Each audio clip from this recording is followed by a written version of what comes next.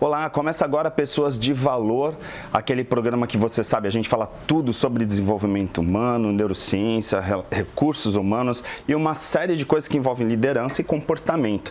E para falar de comportamento, a gente está aqui com uma pessoa que é expert nessa área, que trabalha com desenvolvimento humano já há um bom tempo. Priscila Jesus, seja bem-vinda ao Pessoas de Valor. Uma honra. Obrigada. A honra minha estar aqui, né, já que sou santista, então estar em Santos para mim é um resgate da minha história. Sim. Inclusive você está vindo de São Paulo, retomando para Santos aqui, aí a gente abduziu, sequestrou ela aqui para ela participar do programa, porque ela está com um circuito aí fazendo vários programas, né? Exato. Mas não podia deixar de falar no Pessoas, né? Que o programa é específico para isso. Hoje o programa está no www.pessoasdevalor.com.br, mas ele já tem 5 anos e sempre teve na Santa Cecília TV, né? E agora a gente está num projeto de nacionalização dele e nada mais agradável do que ter uma pessoa também que é um nome nacional, né, que é um nome que tem uma repercussão bem grande para falar sobre desenvolvimento humano.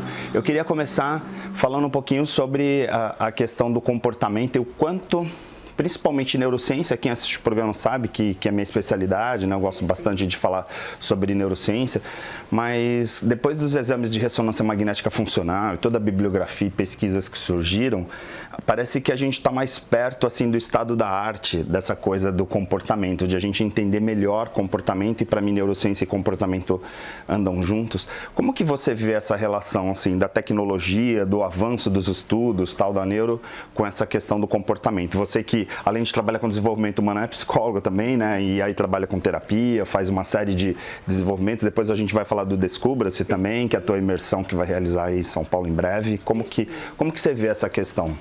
Uau, estou me sentindo super em casa aqui com esse bate-papo, porque neurociências e comportamento humano é algo que também me apaixona e me fascina, né? Então, como estudiosa do comportamento humano, eu entendo que, eu costumo dizer que o nosso cérebro ele é treinável, e eu falo graças a Deus por isso, porque se o cérebro é treinável, tem jeito, né?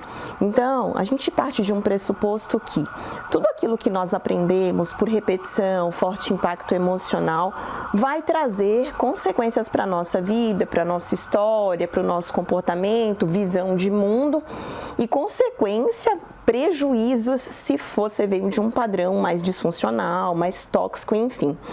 Quando você entende que o teu cérebro ele é moldável, né, através de neuroplasticidade, enfim, e que você pode, sim, por impacto ou repetição, como eu falei, treiná-lo para aprender novos comportamentos, para novas habilidades, novas descobertas, você pode, sim, ajustar padrão comportamental. Todo padrão comportamental pode ser aprendido. E esse é um caminho que eu tenho feito, é uma jornada que eu tenho feito, um processo de descoberta, inclusive pessoal meu e dos meus alunos e clientes, enfim, dizer, tem jeito para você, tem jeito para mim. Eu gosto muito também de, assim, quando a gente fala de neuroplasticidade, a sensação que dá é assim, como se a gente tivesse dado um upgrade em todo o nosso conhecimento, porque a gente parte do princípio que não existe idade, né? Uma coisa que a gente falava antigamente, falava assim, aquele é burro velho, não muda mais, né? E a gente sabe que a neuroplasticidade, ela está presente aí até nas idades mais avançadas, né? Eu tenho oportunidade de conviver lá na terceira idade, lecionando para as pessoas lá na universidade, com idade mais avançada, e eu vejo o quanto eles estão abertos e assim, a pessoa com a intenção de mudar, ela realmente vai embora, né? Muda, sabe, Ari? E é interessante você tocar nesse ponto, porque quando eu transicionei a minha carreira, você falou em recursos humanos, eu venho de recursos humanos, foram 19 anos em RH aqui no Polo de Cubatão, que de fato foi a indústria que potencializou a minha carreira. E eu tinha uma mentalidade fixa até então para aposentar em recursos humanos. Eu já tinha chegado a uma carreira executiva, trabalhava no Brasil e na Argentina. Foi quando eu entendi que o que tinha me trazido até onde eu tinha chego como carreira não era suficiente para me levar para o próximo nível. E aí eu pensei, bom, preciso descobrir novas habilidades, preciso entender o que a vida ainda apresenta para mim em termos de propósito. E isso com 39 anos na época, né? Então, essa questão da idade realmente, ela não pode se tornar uma desculpa, né? Pri, tô muito velho. Pri, já não consigo aprender mais. Pri, não, isso é historinha. Eu costumo dizer que você pode contar para você como até uma defesa. E aí eu entendi que o que eu aprendi nesses últimos 4 anos, que foi o meu período de transição de carreira até então, parece que eu aprendi assim, em 10, 15 anos, coisas que eu não tinha visto em 4 anos, né? Então, é possível, é factível, vale a pena.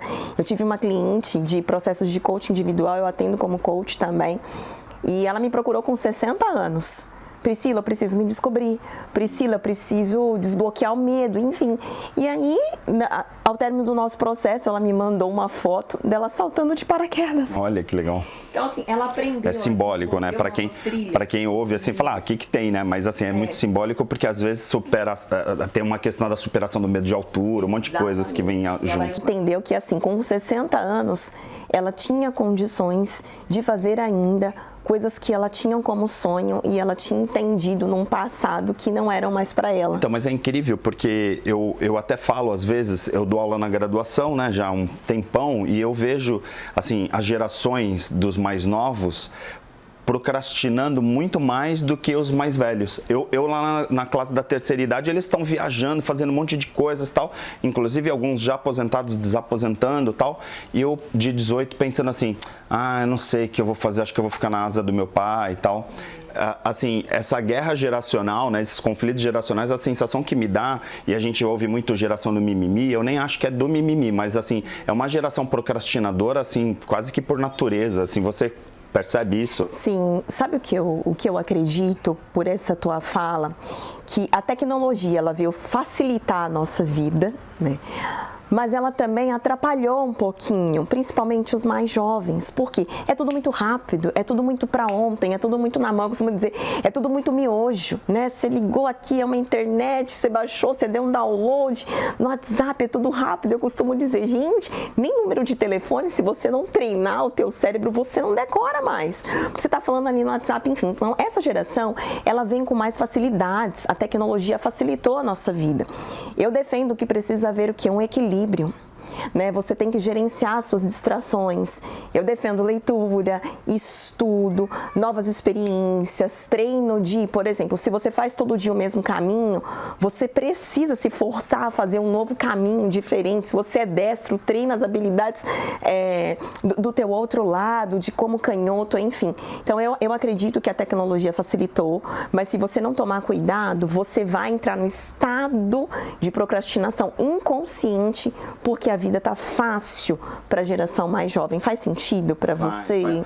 Uma coisa que eu acho legal também, pelo fato de você ser especialista em mindfulness, né? Eu trabalho muito também lá no Marca Sentidos, essa coisa da atenção plena. A sensação que dá, por exemplo, até em sala de aula, que esse cara de 60 a mais, ele está mais atento e presta mais atenção às coisas porque ele vem que trabalhou a parte motora, que trabalhou memória.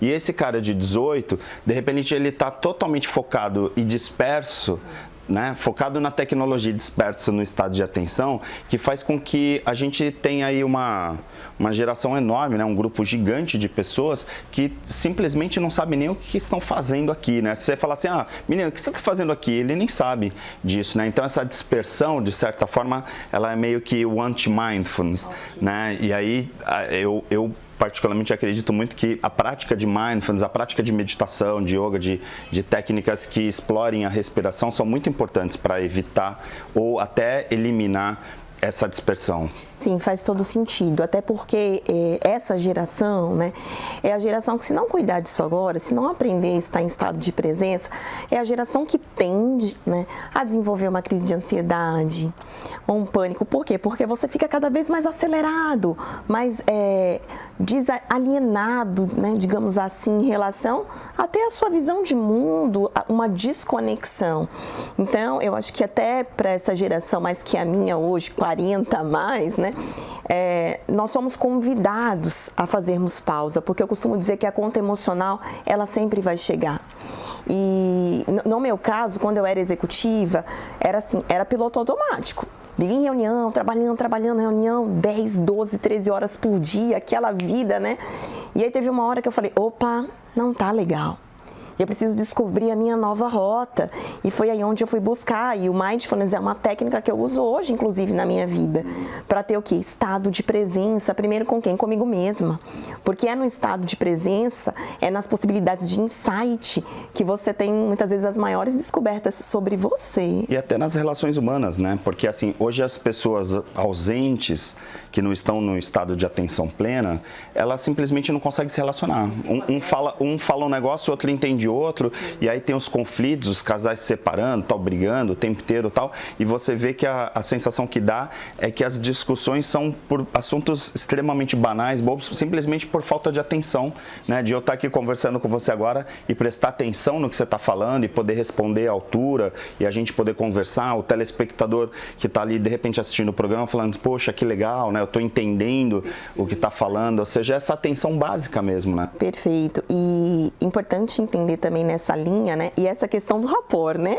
Parece assim que eu te conheço há anos. Isso é muito bom. Dá uma legenda para quem não acompanha a linguagem. Vamos lá, rapport, vamos lá. Vamos abrir uma legenda que ela vai traduzir para a gente. Rapport é um estado de conexão, é como eu me conecto com o outro, né? Por quê? Porque nós estamos o quê? Em atenção plena. Eu estou prestando atenção no que ele fala, eu estou prestando atenção no olhar e vice-versa. Então a conversa fica muito mais fluida, com muito mais sentido. E uma das nossas necessidades é a necessidade de pertencimento, de estar na vida um do outro, de fazer parte da vida um do outro. Nós somos seres de conexão, mas se você não está em estado de presença, se você não se conhece, se você não para, se você não reflete, como que você também vai perceber o outro? Não tem como, por isso fica desconexo. E aí é uma geração que tende a estar cada vez mais vivendo o seu mundo, vivendo as suas necessidades, né? As bolhas. Então a gente precisa furar a bolha, né? Legal. Fazer o seguinte, eu vou chamar um intervalo super rápido aqui no Pessoas de Valor, a gente volta no segundo bloco falando exatamente sobre essa questão. Qual é a bolha que você pertence?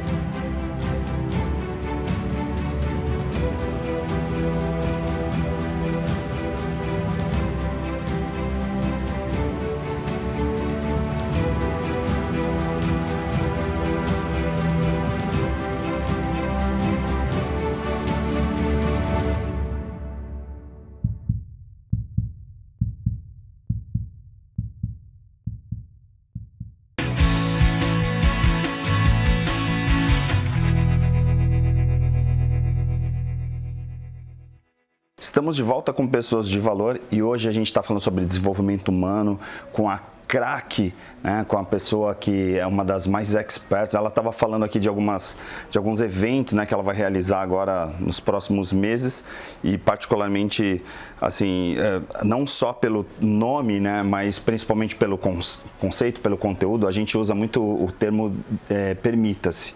E você lançou o livro Descubra-se, né? Dá licença aqui, pegar aqui o Descubra-se.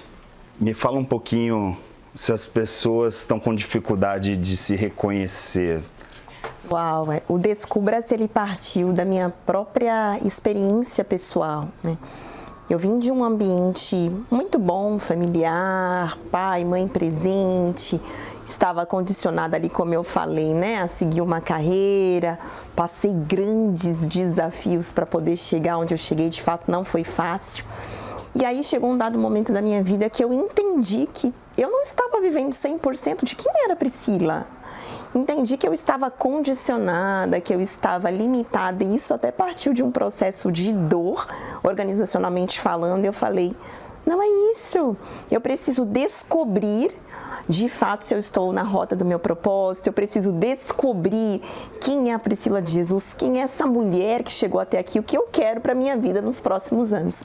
E aí eu comecei a minha jornada de imersão pessoal, de olhar para mim, de ser mais introspectiva, de desacelerar, de escutar o meu interior, as minhas necessidades.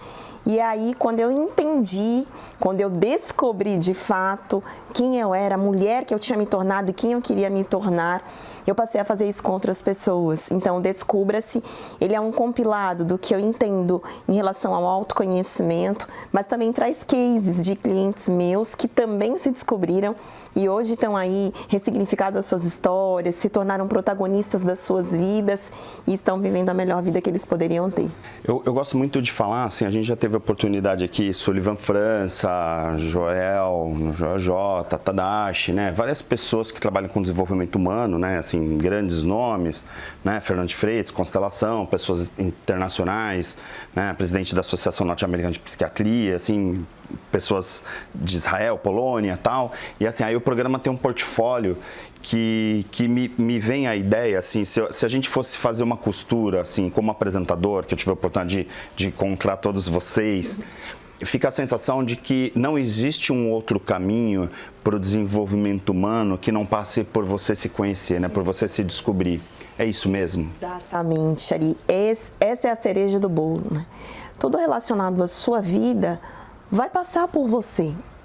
E muitas vezes as pessoas elas estão querendo buscar respostas fora, as fórmulas mágicas, 2 dias para acontecer isso, faça isso aqui que você vai ter isso.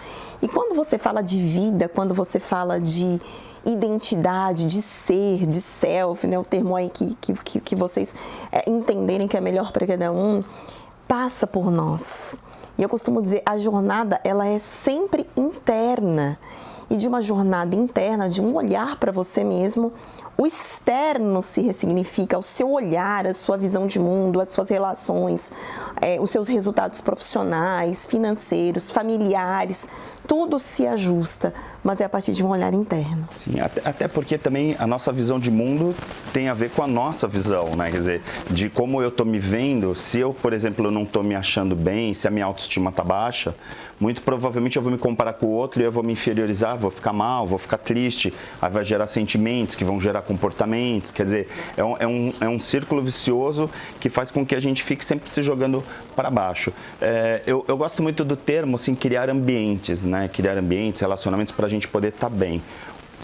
Uma das coisas que eu vejo muito é que as pessoas às vezes têm dificuldade de se enxergar, de se descobrir, porque elas não conseguem enxergar as pessoas que estão ao seu redor. No momento que a gente consegue, por exemplo, colocar atenção nos sentidos e a gente começa a perceber quem a gente está circulando, é mais ou menos como eu brinco, né? Se você anda com os fofoqueiros na empresa, infelizmente eu tenho uma coisa para te falar, você é o fofoqueiro também, né? Porque fofoqueiro anda com fofoqueiro, não tem jeito. Pessoas negativas andam com pessoas negativas. Então, assim, criar um ambiente, começar a conviver com pessoas, com relacionamentos, e às vezes a gente precisa, para melhorar o nosso estado interno, a gente precisa começar a conviver com pessoas também, né? É exatamente isso. A gente chama, eu defendo uma linha, um estudo que fala de contágio social. Você sim é a média das pessoas com que você convive, sim. Eu até costumo brincar, falo, eu não ando com pessoas ingratas, porque gratidão para mim é uma prática, né? Gratidão para mim é valor.